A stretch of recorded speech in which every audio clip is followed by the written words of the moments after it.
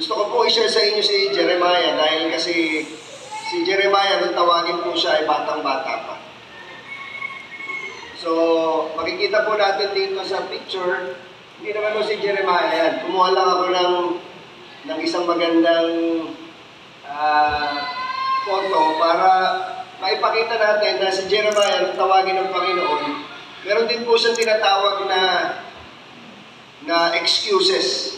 Sabihin natin excuses. Sabihin natin alibi. So, karaniwan po ang tao, normal sa tao, meron tayong tinatawag na excuses o alibi. Yung meron po tayong, hindi ako pwede, hindi ko kayang gampanan.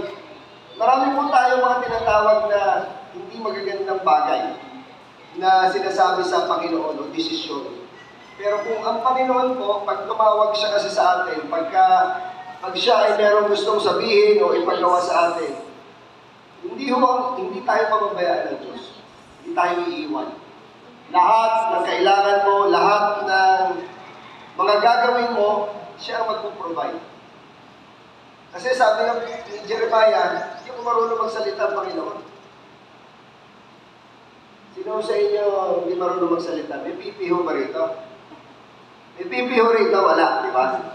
Pero sabi ni Jeremiah, hindi ko marunong magsalita. Yan o, pangkaraniwang alibay at excuses ng mga Kristiyano. Pag tinawag ng Panginoon, sabihin pa, Panginoon, di ako marunong magsalita. Pastor, di ako marunong magsalita. Di ako pwede dyan sa Bible study. Di ako pwede dyan sa satellite church. Di ako pwede dyan sa four-piece. Di ako pwede dyan sa mga ano tawag dito? Discipleship group. Hindi ako pwede mag-handle yung pastor. Kapareha po tayo ni Jeremiah, ni Prophet Jeremiah. By the way, si Jeremiah po ay one of the major prophet. Katulad po ni Isaiah. Si Moses po, sinasabi rin nila na prophet in his time. Si King David, pero king. Also as a prophet. Kasi pag sinabi ng prophet, ibig sabihin the mouthpiece of God. Yung gusto sabihin ng Diyos, pinadadaan niya sa propeta para sabihin sa tao. Sa ating panahon, sabi nila propeta, yung mga propeta, pero hindi po, pastor, pwede rin kung gamitin ng Diyos. Iba ho kasi yung time ng mga propeta noon. Talagang kasama po nila ng isang bansang Israel ang mga propeta. So, ang ating pong Jeremias, si propeta, ay tinagurihan the weeping prophet o iyaking propeta. Nabanggit ko na po sa inyo ang dahilan kung bakit siya iyakin, pero titingnan din mo natin mamaya. So, nanalangin siya sa Panginoon, Panginoon, kaya ko ba talaga? Hindi ko alam, hindi ako marunong magsalita, ano sasabihin ko sa kanila. So, napakahalaga po na tumugod tayo. Sumunod. Sabihin natin pagsunod. Yung pagsunod sa tawag ng Diyos ay pinakamahalaga sa buhay ng tao. Buhay ng isang Kristiyano. Kapag hindi tayo marunong sumunod dun sa tawag ng Diyos sa atin, hindi tayo magagamit ng Lord.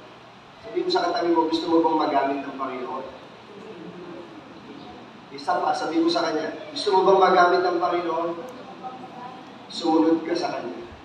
The more na meron pong disobedience sa atin, the more na meron mga alibi and excuses, hindi po tayo magagamit ng Lord. So sabi po ng isang tanong, what if the world's view of success is God's definition of failure? Hindi ba? Magkaiba ang definition ng God sa success. At magkaiba rin ang definition ng mundo at ikaw sa sarili mo tungkol sa success. Ano ba talaga ang tunay na success? Kung ikaw ay nakatapos sa pag-aaral, nakagraduate, di ba lahat nangangarap na makatapos at magkaroon ng magandang trabaho? Ano ba ang success? Yung ikaw ay nakapagtrabaho, tapos ang pangarap mo ay makabili ng kotse, makapagpagawa ng bahay, makabili ng lupa para sa magulang mo at para sa iyo. Di ba yan po ang mga definition natin ng mga success? Di ba naman po, makapag-abroad ako, makakuha ko ng green card, blue card, orange card, depende kung anong klaseng card ang gusto nyo sa ibang bansa. Ano ang definition natin ng success? Yung ikaw ay ma-promote sa trabaho, success yan. Eh bakit? Yung pang hindi nagtatrabaho, hindi success? Ang tao kasi, tumitingin sa sarili niya na parang wala na akong progreso dito. Parang ito na. Success pa rin yun. Ang promotion, another level of success. Ano pa po? Negosyo. Kung ikaw ay may isang negosyo, hindi ka nasisiyahan sa isang negosyo, gusto mong dalawahin, tatluhin. Di ba? Sila Sister Bernie, binless yung kanilang tindahan. Dati isa lang yun, naging dalawa, naging ngayon, tatlo na. Aba, glory to God. That's the definition of success. Aba, yes, amen. Palakpakan natin si Lord.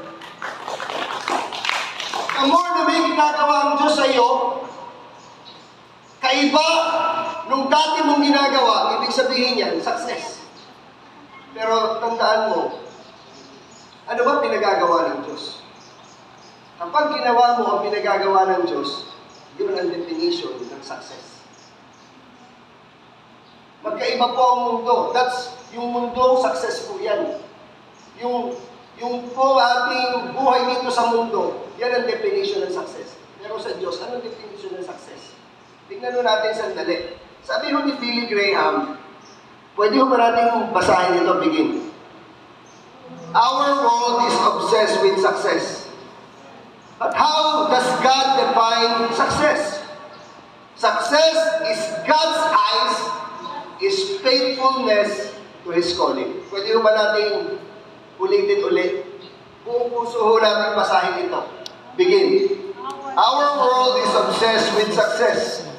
But how does God define success?